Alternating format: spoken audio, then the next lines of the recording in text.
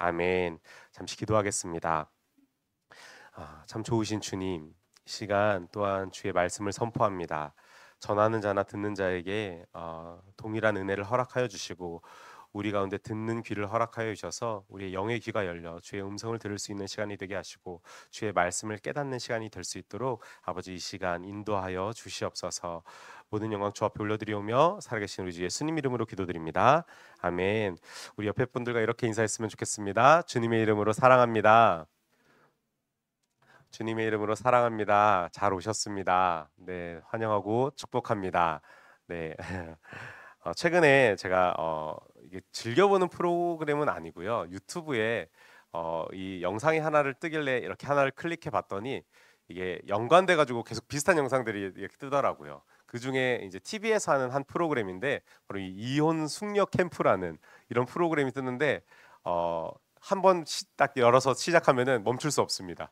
계속 이게 막 보게 되는 그런 요소가 있는데요. 이 프로그램이 이 이혼이라는 큰 결정을 앞두고 프로그램에 신청해가지고 솔루션을 얻는 그 이제 위기의 부부가 솔루션을 얻게 되는 그러한 내용에 구성되는 프로그램이거든요. 그래서 마치 이제 어떻게 생각하시면 되냐면은 쉽게 생각해서 이제 성인판 우리 아이가 달라졌어요. 약간 뭐 이 정도로 생각하시면 될 것 같아요. 그런데 제가 여기 보다 보면서 정말 놀라는 건요. 진짜 골치 아픈 부부들이 등장합니다. 정말 말도 안 되는 일들이 가정 안에서 일어나는 게 너무나 자연스럽게 나오는 부부들이 등장하는데요. 뭐 욕설하는 남편, 뭐 부지기수고요. 무개념하게 카드를 마음대로 긁는 아내. 그러니까 경제력이 없는데 카드를 마구 긁습니다. 심지어 남편은 쉬고 있는데 그런 아내가 등장하고 또 뭐 바람 피는 남편도 나오고요. 그리고 술에 중독된 아내 등 정말 다양하고 신비한 사람들이 등장을 하더라고요. 그러면서 제가 이 몇 편을 보면서 느낀 이 부부들의 공통점을 하나 발견한 게 있습니다. 그게 뭐냐면요. 바로 서로에 대한 존중과 배려가 매우 부족하다라는 것입니다. 그래서 서로에 대해서 말할 때 늘 자기 기분에 따라서 말하고요. 무슨 사건이 터지면은 내 잘못은 없습니다. 항상 네가 이렇게 하니까 내가 이렇게 됐지. 너 때문에 이렇게 된 거야. 하는 얘기들이 계속해서 그 부부 안에 나옵니다. 그러다가 그게 진전이 되지 않자 나중에는 폭력이 나가기도 하고 욕설이 나가기도 하고 그런 장면들이 TV에서 사실 집에 카메라 달고 있으면은 안 할 법도 하잖아요. 좀 숨길 법도 한데 카메라가 달고 있음에도 불구하고 그런 모습들이 여실하게 드러나더라고요. 그럼 이렇게 전혀 해결되지 않을 것 같은 부부에게 이 프로그램에서는 심리 상담사도 붙여줍니다. 그래서 심리 검사도 받게 하고 이 사람들이 지금 너네가 어떤 상태인지 체크를 하기도 하고요. 그리고 연극 놀이 치료라는 것도 병행하면서 실제로 조금씩 개선되어져 가는 이 부부들의 모습들이 상대를 조금 더 이해하려고 노력하고 뭐 그러면서 개선되어져 가는 모습들이 이 프로그램에 등장하더라고요. 그런데 그 중에서 제 눈길을 끌었던 프로그램이 하나 있었는데 이 안에서 연극 놀이 치료라는 프로그램이었습니다. 그런데 연극 놀이 치료로 상황극을 하는 건데요. 그 상황극이 여러 가지였지만 그 중에서 이 유서를 써보는 시간을 갖는 장면이 저한테 굉장히 인상적이었거든요. 자신의 영정 사진을 이렇게 앞에 두고 자신의 배우자를 여기 앉혀놓고 자신이 이 배우자에게 하는 마지막 편지를 그 자리에서 써서 그리고 그거를 읽는 시간을 가지더라고요. 그런데 진짜 놀라운 것은요. 인생의 마지막이라고 생각만 한 것 아닙니까? 사실 진짜가 일어난 게 아니라 상황만 주어진 거고 너가 정말 마지막으로 생각하고 이 아내에게 그리고 할 말을 한번 써봐라 해서 써서 발표하고 읽는데 이때 여러분 정말 놀라운 것은요. 상대방에 대해서 진실한 마음을 고백하기 시작하더라고요. 내가 너에게 이렇게 미안했어. 그리고 너가 이렇게 해준 거 사실 난 너무너무 고마웠어. 그리고 사실 나는 너를 아직 여전히 많이 사랑한다. 그리고 내가 이때까지 너에게 이렇게 무례하게 했던 거 용서해 주겠니? 하면서 정말로 이런 글을 읽으면서 남편이고 아내고 눈물을 펑펑 흘리면서 막 읽더라고요. 그래서 저도 요즘에 나이가 들어서 그런지 누가 울면 같이 울거든요. 막 눈물을 흘렸어도 막 그래 평소에 잘하지 그랬어. 그래서 막 울면서 막 그런 걸 봤는데 그렇게 이 자신이 쓴 유서를 읽으면서요. 함께 눈물을 흘리고 그리고 서로에게 꽝꽝 얼어버렸던 그 마음이 눈 녹듯이 조금씩 조금씩 녹아가는 것을 프로그램을 통해서 좀 발견할 수 있었습니다. 여러분 마지막이라고 생각하고 쓴 이 유서는요.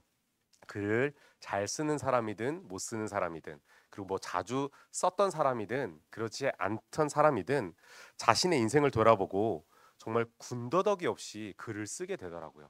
마지막으로라고 생각을 하니까 정말 내 마음속에 다른 사람이 꼭 이거는 기억해 줬으면 하는 그런 말을 쓰게 되는 게 유서인 것 같다라는 생각이 들었는데, 그래서 나중에 우리 겨울 수련회 때 우리 청년들 데려가서 한번 이거 야 너네 유서 한번 써봐, 언제 써보겠니, 이렇게 가는 건 순서가 없다 그러면서 한번 쓰게 해보고 싶은데, 어쨌든 여러분 제가 오늘 유서 얘기를 왜 이렇게 서두에 하냐, 바로 오늘 말씀이요 다윗의 마지막 유서가 써져 있는 본문이기 때문입니다.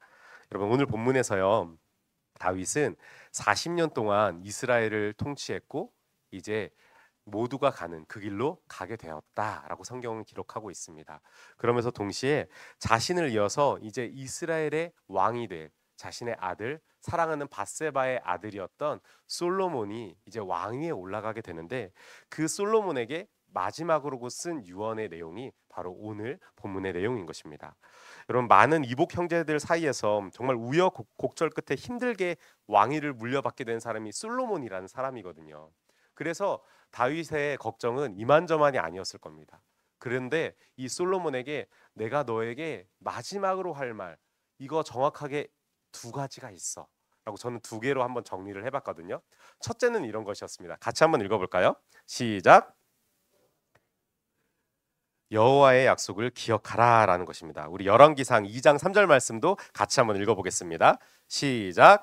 내 하나님 여호와의 명령을 지켜 그 길로 행하여 그 법률과 계명과 율례와 증거를 모세의 율법에 기록된 대로 지키라. 그리하면 내가 무엇을 하든지 어디로 가든지 형통할지라. 아멘. 여러분 다윗은요 하나님께서 자신에게 해주셨던 그 약속, 지금 이 3절 말씀 계속 보시면은 하나님이 사실 다윗에게 해주셨던 그 약속입니다. 그 약속을 솔로몬에게 다시 한번 말씀을 전해주면서 야, 너 이렇게 살아야 돼. 내가 너에게 첫 번째로 전할 유언이 바로 이거야. 너 여호와의 말씀을 지키면서 살아야 해라고 얘기를 하고 있는 장면입니다. 그러니까 여호와의 명령을 지켜서 그 길로 행하라라고 말을 하는데, 여러분 여기서 그 길로 행하라고 얘기를 하면서 그 길로 행하는 게 어떻게 행하는 거라고 말하고 있습니까? 그 법률과 계명과 율례와 증거를 모세의 율법에 기록된 대로, 명확합니다. 그죠? 추상적이지 않습니다. 모세의 율법에 기록된 대로 너가 여호와의 말씀을 지켜 살아라. 그리하면 여호와께서 너의 왕위를 영구히 우리의 자손 대대로 왕위가 흘러가게 할 것이야 라는 그 얘기를 하고 있는 거죠. 이걸로 오늘날의 말로 바꿔보면요 성경에 기록된 대로 우리가 하나님의 말씀을 지키며 살아가야 할 그때에 하나님께서 그 약속도 우리 가운데 흘려 보내주신다라는 것입니다. 그런데 여러분 이 아까 3절의 말씀 다시 보셔서 알겠지만 어디서 많이 본 약속 아닌가요? 어디서 보셨습니까? 이 약속 신명기에서도 봤고, 어디서부터 이 약속이 시작됐을까요? 어느 때나 같이 아메리카노를 쏘도록 하겠습니다. 어디서부터 이 약속이 시작됐을까요? 사모님이 맞추셨는데 작게 얘기하셔서 네, 어디서부터냐면요 아브라함부터입니다. 여러분 오늘 우리가 마지막 예배여서 제가 특별히 그랬던 건 아니고, 이 다윗이 이 약속을 언급하면서 하나님 약속을 언급하면서 마지막 유언으로 말하는데 저는 창세기부터 생각이 나더라고요. 이 약속을요 하나님께서 누구에게서부터 시작했냐면요 바로 창세기 12장에서 나오는 아브라함에게서부터 시작된 약속입니다. 여러분 하나님께서 아브라함에게 어떻게 약속하셨는지 되게 분명히 나오는 게 창세기 18장 18절부터 19절까지의 말씀이거든요. 우리 같이 한번 읽어볼까요? 시작. 아브라함은 강대한 나라가 되고 천하 만민은 그로 말미암아 복을 받게 될 것이 아니냐. 내가 그로 그 자식과 권속에게 명하여 여호와의 도를 지켜 의와 공도를 행하게 하려고 그를 택하였나니 이는 나 여호와가 아브라함에게 대하여 말한 일을 이루려 함이니라. 아멘. 여러분 이게 어떤 상황이냐면요 창세기 17장에 아브라함과 모든 그 안에 속한 가족들이 할례를 받습니다. 할례를 받고 이 18장으로 넘어가서 18장 후반 중반을 넘어가면요. 어떤 이야기가 나오냐면은 소돔과 고모라 이야기가 나옵니다. 소돔과 고모라가 무너지기 전에 이게 성경에 굉장히 신비한 구절이거든요. 18절 19절이요. 하나님이 혼자 독백하는 장면입니다. 누구랑 대화하는 게 아니라요. 하나님께서 혼자 독백하는 장면이 창세기 18장 18절부터 19절까지의 말씀인데 하나님이 혼자 말씀하시면서 이렇게 말하는 겁니다. 야, 아브라함 강대가 당대한 나라가 될 거야. 그리고 천하 만민은 아브라함으로 말미암아서 복을 받게 될 거야. 그런데 그렇게 되기 위해서는 어떻게 해야 되냐면은 아브라함이 그로 그 자식과 권속에게 여호와의 도를 지켜 의와 공도를 행하게 해야 해. 하나님의 정의와 공의를 아브라함이 실천을 해야 된다라는 것입니다. 그렇게 하려고 내가 아브라함을 택한 거야. 라고 말하는 장면이 이 18절부터 19절까지의 말씀이거든요. 여러분 하나님은 분명히 약속을 했다고 말씀하신 장면인데 여러분 그와 그의 가족들이 하나님의 말씀을 따라 공정하고 정의롭게 살아가면 아브라함은 강대한 나라가 되고 천하 만민은 그로 인하여서 복을 받게 될 것이다 라고 말씀하고 있는 장면입니다. 근데 좀 이상하지 않습니까? 여러분 하나님이 왜 공의와 정의를 그렇게 강조하셨을까요? 굳이 다른 것도 많을 텐데 아브라함을 선택한 이유가 공의와 정의를 행하게 하기 위해서랍니다. 왜 그렇게 말씀하셨을까요? 바로 하나님 나라의 법칙이기 때문입니다. 여러분 하나님 나라는요 공의로운 나라입니다. 사랑이 가득한 나라고 정의로운 나라입니다. 그렇기 때문에 그렇게 살아가는 아브라함을 통해서요 아브라함이 만나는 모든 사람이 하나님 나라를 보게 될 것이고요. 궁극적으로는 아브라함의 인생을 통하여서 아브라함이 만나는 모든 사람들이 누구를 바라보게 될까요? 하나님을 바라보게 되는 겁니다. 그렇기 때문에 아브라함이 이렇게 행동하는 것이 너무너무 중요한 일이었고 아브라함을 통하여서 많은 천하 만민이 하나님을 바라보게 될 그때에 많은 사람들은 하나님의 구원의 역사를 경험하게 되기 때문에 복이 될 것이다 라고 하나님께서는 선언하고 있는 장면입니다. 그런데 여러분 이 말씀이요 이 아브라함에게서 그치냐? 그렇지 않습니다. 그의 아들 이삭에게도 똑같이 말씀하시고 또 그의 아들 야곱에게도 그리고 그의 아들 이삭에게도 흘러가는 이 약속의 말씀이 창세기의 이야기가 쭉 이어가고 있습니다. 그런데 여러분 창세기에서 이야기가 딱 끝날까요? 아니요. 출애굽기에 다시 시작하죠. 누구를 통하여서요? 모세라는 아주 스페셜리스트를 통하여서 정말 이 위대한 선지자를 통하여서 이스라엘 백성에게 하나님께서는 다시 한번 약속해주고 계신 장면이 출애굽기 19장 5절 6절의 말씀입니다. 우리 다시 한번 읽어볼까요? 시작. 세계가 다 내게 속하였나니 너희가 내 말을 잘 듣고 내 언약을 지키면 너희는 모든 민족 중에서 내 소유가 되겠고 너희가 내게 대하여 제사장 나라가 되며 거룩한 백성이 되리라. 너는 이 말을 이스라엘 자손에게 전할지니라. 아멘. 여러분 하나님께서는요 모세를 통해서 출애굽을 한 다음에 이 시내산 앞에서 하나님께서 이 얘기를 하신 겁니다. 모세에게 이 얘기를 하시면서 야 모세야 이 말을 꼭 전해줘. 이 내가 너희에게 이렇게 약속을 할 거야. 너희가 내 말을 따라 살아가면은 너희는 내 소유가 될 거야.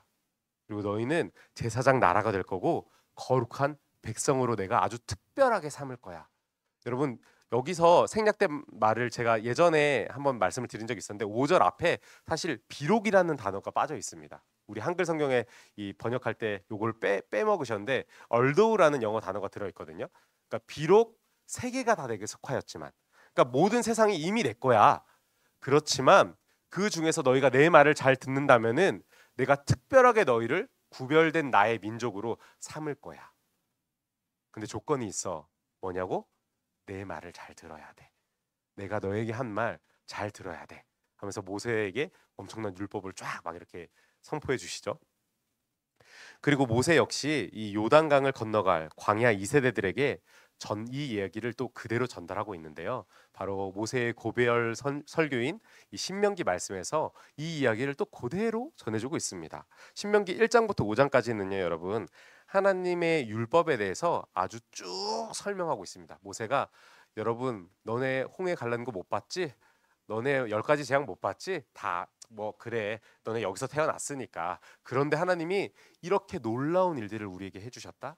하나님이 그 강대국인 출애굽 그 애굽이라는 민족에게서 우리를 이끌어내셔서 홍해를 가르시고 만나와 메추라기로 먹이시고 불기둥과 구름기둥으로 우리를 날마다 보호하시면서 이렇게 이끌어 주셨어. 우리는 그 하나님의 말씀을 따르고 순종해야 돼 하면서 그 율법들을 1장부터 5장까지 다다다다다다다 하면서 쭉 설교한 내용이 1장부터 5장까지의 내용입니다.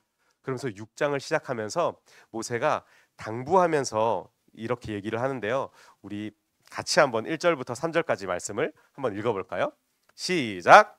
이는 곧 너희의 하나님 여호와께서 가르치라고 명하신 명령과 규례와 법도라. 너희가 건너가서 차지할 땅에서 행할 것이니 곧 너와 내 아들과 내 손자들이 평생에 내 하나님 여호와를 경외하며 내가 너희에게 명한 그 모든 규례와 명령을 지키게 하기 위한 것이며 또 내 나를 장구하게 하기 위한 것이라.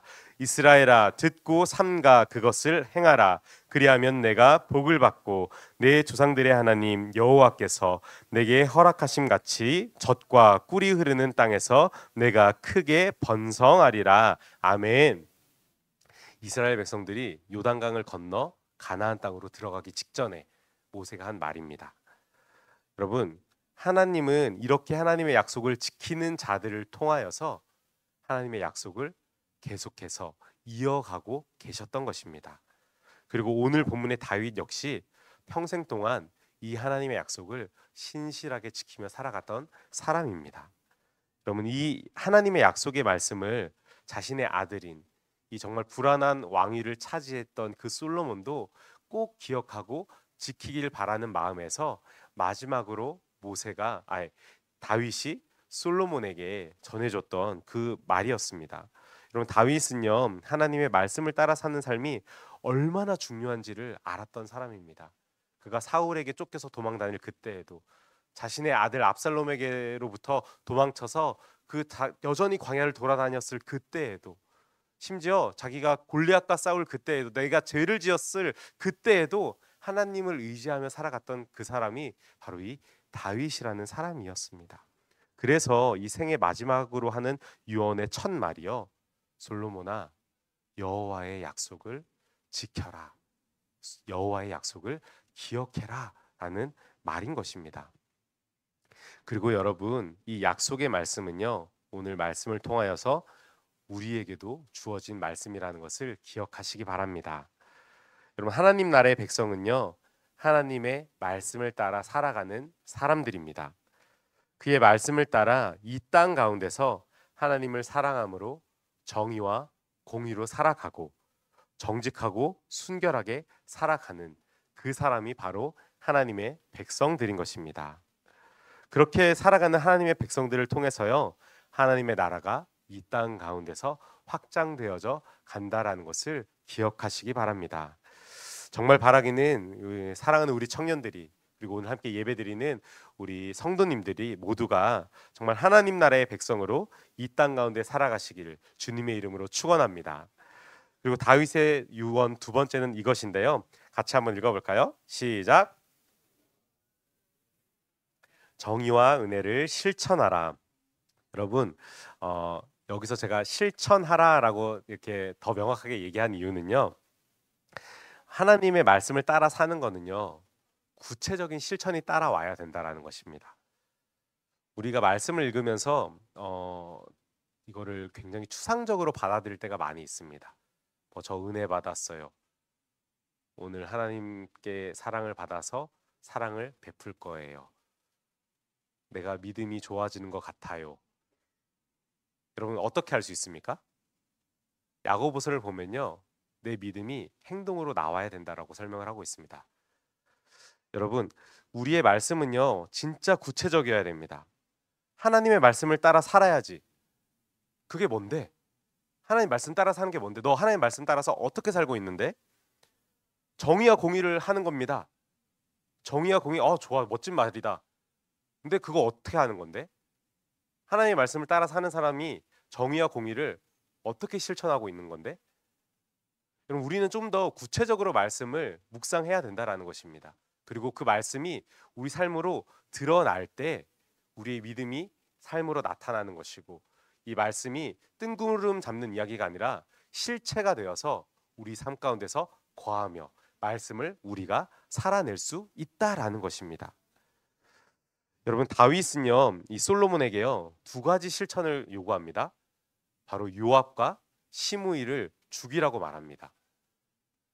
먼저 여러분, 요압이란 사람은요, 우리가 물론 다윗의 이야기를 다 살펴보면 좋겠지만 제가 간략하게 설명을 드리자면요, 이 다윗의 군대 장관인 사람이 요압이라는 사람입니다. 다윗이 처음 그 왕권을 잡기 시작했을 때, 사울을 피해 도망 다닐 그때부터 다윗과 늘 함께했던 사람이 요압이었고요. 늘 가장 험한 전투에서 가장 앞장서서 그 싸움을 해냈던 사람이 요압이라는 장수였습니다.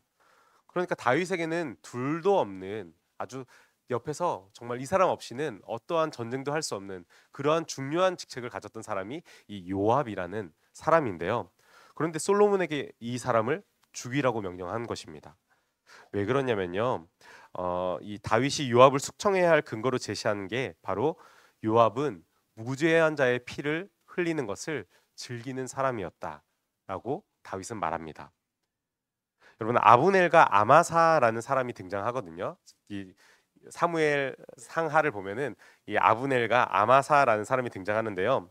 이 사람들은 어떤 사람이냐, 물론 구체적으로 설명할 수 있겠지만 그건 조금 더 이야기가 많이 필요하니까 짧게 설명을 드리면은, 이 사람들은 다윗의 적이었습니다. 다윗을 죽이려고 했던 사람이고 사울 편에 섰던 사람입니다. 이 아브넬이란 사람은 사울의 군대 장관이었습니다. 그렇기 때문에 누구보다도 다윗을 죽이려고 했던 사람이죠. 그런데 여러분, 다윗은요, 아브넬과 아마사를 죽이지 않겠다고 맹세했습니다. 하나님 앞에서 맹세했습니다. 그런데 이 요압이요, 사사로운 감정으로 이 두 사람을 죽여버립니다. 그리고 다윗의 아들 압살롬이 아빠를 반역해서 아빠를 쫓아냈다고 말씀드렸죠. 그때 다시 다윗이, 압살롬이 도망치게 되고 다윗의 왕권이 그 왕 위에 세워지게 되는데요. 그때 다윗이 이렇게 얘기합니다. 내 아들 압살롬은 결코 죽이지 말아라. 그를 살려서 내게 데려오라 라고 말을 합니다. 그런데 이 요압 장군이 압살롬을 잔인하게 창으로 찔러 죽입니다. 그 아들을 죽여서, 그 죽인 아들이 다윗 품에 안겼을 때 다윗이 그 아들을 안고 내 아들 압살롬아, 내 아들 압살롬아 하면서 눈물을 팡팡 흘리는 장면이 성경에 등장하거든요. 그 마음의 아픈 감정이 이 다윗에게 있었던 겁니다. 그런데 물론 이런 사사로운 개인적인 감정이 다윗에게도 있었겠지만, 문제는요, 이 전쟁 상황이 아님에도 전쟁이 일어난 것처럼 사람을 죽인 사람, 그리고 사람의 생명을 함부로 대한 권력자가 바로 이 요압이라는 사람이었습니다. 그래서 다윗은 솔로몬 너가 왕위를 차지할 그때, 물론 이 요압이 또 솔로몬의 반대편에 섭니다. 아도니아라는 솔로몬의 형이 솔로몬 대신 잔치를 열면서 내가 왕이다라고 선포할 때, 그때 아도니아 편에 섰던 사람이 이 요압이라는 사람입니다. 그렇기 때문에 다윗은 솔로몬 너의 왕위를 굳건하게 하기 위해서는 반드시 이 요압을 숙청해야 한다라고 이야기를 하고 있는 것입니다. 그리고 또 죽이라고 한 사람이 한 명 더 있는데 바로 이 시므이라는 사람입니다. 그러면 시므이는요, 다윗이 압살롬을 피해서 왕궁을 떠나 도망칠 그때 이 다윗 왕을 보면서 이 개만도 못한 자식아, 네가 어디 우리나라 왕이라고, 저리 썩 꺼져라, 이렇게 말했던 사람이 이 시므이입니다. 정말 입에 담지 못할 욕을 다윗이 도망가는 그때 막 욕을 퍼부었는데, 그때 또 다윗과 함께했던 요압 장군이 다윗이시여, 제가 당장 가서 쟤를 단칼에 목을 쳐버릴까요? 이렇게 물어볼 때 다윗이 어떤 얘기를 하냐면요, 아니다, 저 사람을 통해서 하나님이 내게 말씀하신다 라고 그런 고백을 하면서 그냥 그를 살려두고 그 자리를 도망쳐 나옵니다. 그런데 다윗이 왕위를 다시 회복할 그때예요, 이 시므이가 다시 다윗한테 가서 살려달라고 싹싹 빌면서 저 살려주세요, 그때 허언증이 있었나 봐요, 제가 잠깐 정신이 나갔었나 봐요, 술을 한잔 했나, 그러면서 막 이런 막 싹싹 빌면서 그런 용서를 빌었던 사람이, 이렇게 비열한 인간이 시므이라는 인간이었습니다. 다윗이 그를 제거하려는 이유는요, 어쩌면은 진짜 요압처럼 개인적인 복수심이 있었을지도 모르겠습니다.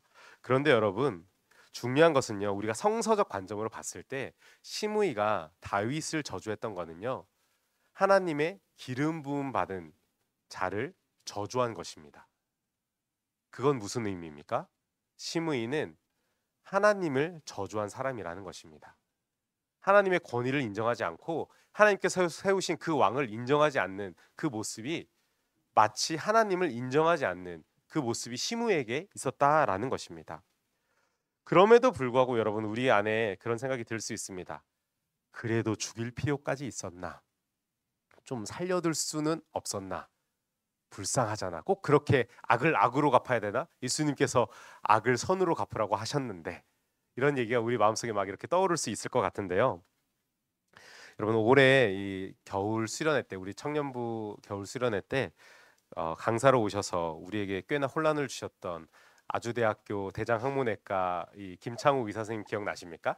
제가 기억을 못하실 것 같아서 사진을 띄웠는데 물론 오신 분들은 기억하실 거고 오지 못하신 분들은 잘 모르시겠지만 저랑은 정말 친한 좀 능력자 인간인데 어, 저 제가 정말 인생에서 어두운 길을 걸어가고 있을 때요. 제가 스스로 저에게 괜찮아, 괜찮아. 이거는 아무 일도 아니야. 하면서 스스로 그냥 아무렇지 않게 살았을 때가 있었습니다.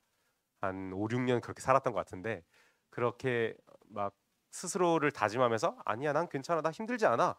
멀쩡해. 괜찮아. 하면서 그렇게 20대 때를 이렇게 지나오면서 이분이 저를 보면서 이런 표현을 하시더라고요. 야 정근아, 내가 병원에서 환자들을 치료하다 보면은 상처가 이렇게 찰과상이 나서 온 사람들이 있거든. 물론 배가 외과 의사다 보니까 지금은 대장학문외과지만 그때는 그냥 외과 의사여서 다 째고 뭐 이런 수술을 다 했던 사람이었거든요. 그러니까 상처가 뭐 배가 이렇게 갈라져서 오는 사람이 있다. 근데 그렇게 오면은 상처 부위가 어느 정도인지 의사가 판단을 해야 된다. 그리고 판단을 하고 그 상처 부위를 벌려서 치료를 다 한 다음에 그 상처를 봉합하고 그리고 그 위에 거즈를 덮어서 치료를 해야지 그게 완전히 깨끗하게 낫는 거야. 근데 이게 상처를 벌리는 그 순간에 마취를 해도 아프다고 하더라고요. 그거 벌릴 때 그 환자가 너무 아파한다고 해서 적당히 벌린 다음에 대충 치료하고 봉합을 하고 거즈를 붙이면은 반드시 나중에 이 사람이 다시 병원에 온다고 합니다.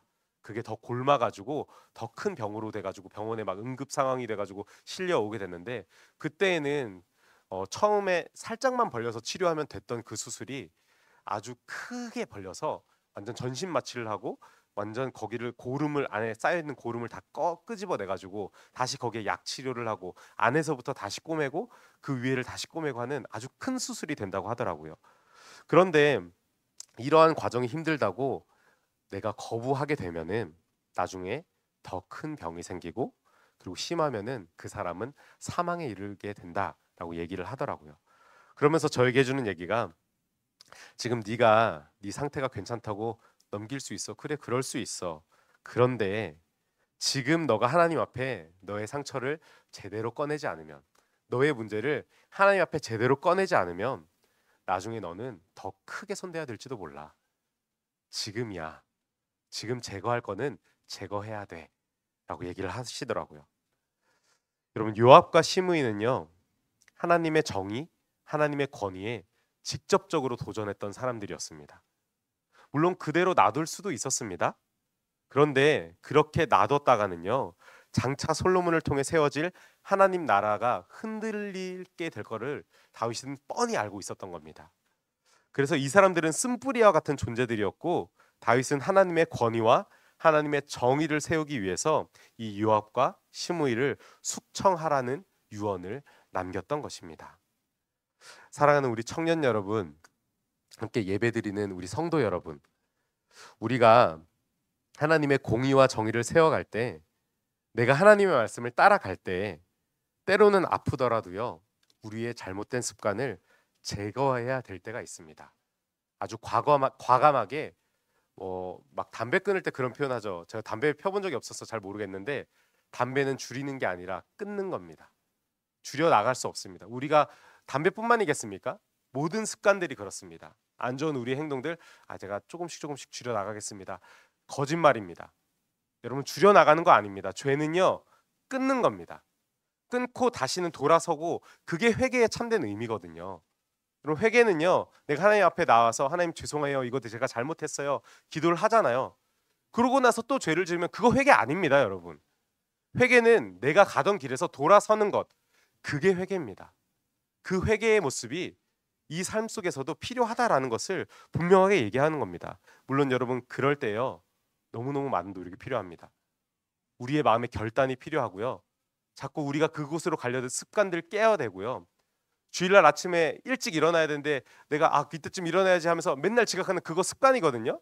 끊어야 됩니다. 더 일찍 그 알람을 맞춰놓고 일어나면은 되는데, 그거 안 하는 거예요. 한 10분만 더, 5분만 더. 그럼 그거 누가 주는 말인 것 같으세요? 사탄이 우리를 그렇게 유혹합니다. 사탄이 조금만 괜찮아, 천천히 하면 돼, 하나님 은혜로운 분이잖아, 사랑이 많으시고 자비하시고 너를 사랑하시고, 알지? 괜찮아, 너 그거 조그마한 거 하나님 용서해 주셔. 그럼 사탄이 이렇게 달콤한 속삭임을 우리에게 한다니까요. 정신 차려야 됩니다. 우리의 잘못된 습관은요, 차차 멈춰져 가는 게 아니라 끊는 것입니다. 그때 과감하게 제거하는 실천이 저와 여러분들에게 있기를 주님의 이름으로 축원합니다. 그리고 하나 더 이 다윗이 얘기하는 게 있는데요, 다윗은 이 바르실레의 아들들에게 은총을 베풀라고 얘기를 합니다. 이 압살롬을 피해 도망 다닐 때 이 다윗을 도와줬던 사람이 바르실레라는 사람이 있었거든요. 이 사람이 다윗을 숨겨주고 도와줬기 때문에 다윗이 내가 너에게 어떻게 은혜를 갚을까라고 얘기했을 때, 이 바르실레가 뭐라고 얘기하냐면은 저에게 갚지 마시고 저의 아들들을 기억해 주십시오, 이런 부탁을 합니다. 그런데 다윗이 왕위로 돌아왔을 때 이 바르실레가 자신에게 베풀어줬던 그 은혜를 잊어버리지 않습니다.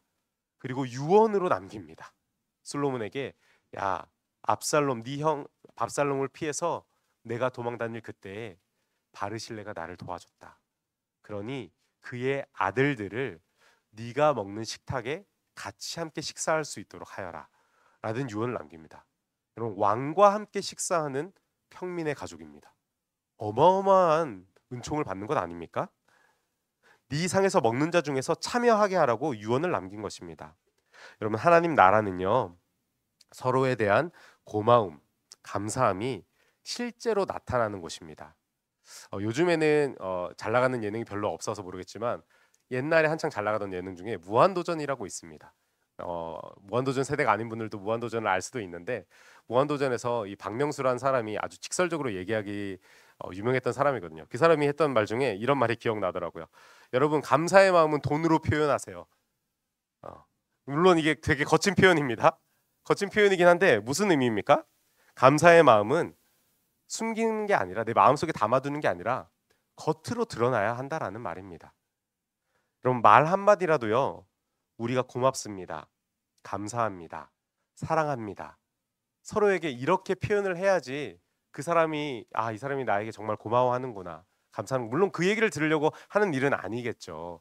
그렇지만 그렇게 함으로 인하여서 서로가 협력하여 선을 이루어가는 곳이 바로 하나님 나라라는 것입니다. 여러분, 이렇게 말 나온 김에 우리 옆에 분들에게 이렇게 한번 얘기해 볼까요? 1년간 나와 함께 해줘서 고마워. 시작. 네, 시키니까 막 어색하게 하시는데요, 한번 이렇게 툭 한번 치기도 하시면서, 야, 내가 부족한데 날 사랑해줘서, 날 용납해줘서 고마워 하면서 한번 더 해볼까요? 좀 손도 잡으시고 앞뒤로도 인사도 좀 하시고 네, 네. 우리 권사님들이 잘하시네. 네. 자, 이제 오늘 말씀을 마칠 건데요, 다윗은요, 자신의 인생을 돌아보면서 어떻게 사는 것이 가장 좋은 삶인지, 우리의 인생은 어떻게 살아가야 하는지를 자신의 마지막 유언에 기록했습니다. 여호와의 말씀을 따라 살거라, 정의와 은혜를 실천하거라. 다윗은 솔로몬이 이렇게 살아가기를 간절히 바랬습니다. 왜냐하면 다윗의 마지막이 솔로몬에게는 시작이었기 때문입니다. 사랑하는 우리 청년들, 그리고 오늘 함께 예배드리는 우리 성도 여러분, 이 다윗의 유언을 빌려서 저도 오늘 여러분들에게 권면하고 싶습니다. 하나님의 말씀을 따라 사시기 바랍니다. 하나님의 정의와 공의, 하나님의 은혜를 삶에서 실천하시기 바랍니다. 그렇게 하나님 나라의 백성으로 이 땅에 살아갈 때 하나님 나라가 여러분의 가정, 여러분의 학교, 여러분의 직장, 그리고 우리 교회 가운데 임하게 될 것입니다. 기도하겠습니다. 참 좋으신 주님, 오늘 이 다윗의 유언을 통하여서 또한 우리에게 선포해 주신 그 은혜의 말씀을 우리의 마음판에 새기게 하여 주옵소서. 정말 여호와의 말씀을 기억하라라고 말씀하실 때에 우리가 정말 주의 말씀을 기억하고 우리 삶에서 살아나게 하여 주십시오. 정의와 공의가 우리의 삶에서 드러나게 하시고 우리에게 은혜 베푼 사람들에게 감사와 사랑의 마음을 말로 표현할 수 있게 하여 주옵소서. 정말 말씀이 육신이 되어서 이 땅 가운데 오신 예수 그리스도의 모습처럼 그 말씀이 우리 삶의 실체가 되어서 살아갈 수 있도록 아버지 우리를 인도하여 주시옵소서. 감사드리며 살아계신 우리 주 예수님 이름으로 기도드립니다. 아멘.